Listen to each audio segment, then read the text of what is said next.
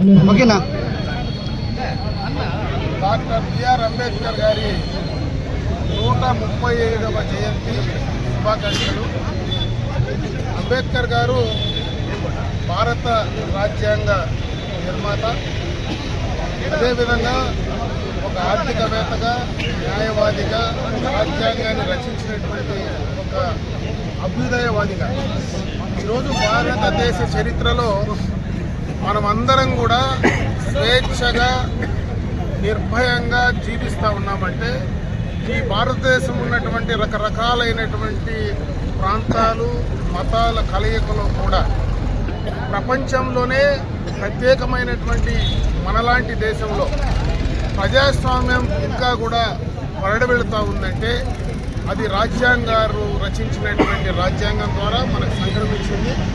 ఆయన స్ఫూర్తితోనే ఈరోజు మనమందరం కూడా ఈ భారతదేశం ముందుకు వెళ్తూ ఉన్నాం. ముఖ్యంగా ఈనాడు ఆయన జయంతి సందర్భంగా ఆయన్ని స్మరించుకోవాల్సినటువంటి అవసరం ఉందని చెప్పి భావిస్తూ ఉన్నా.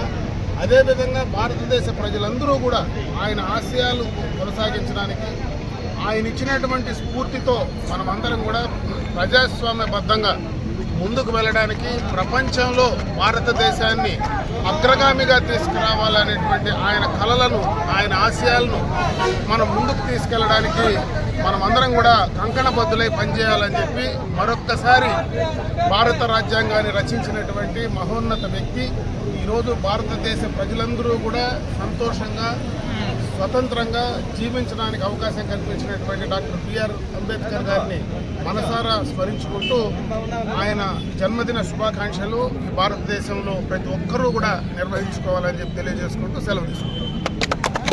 అంబేద్కర్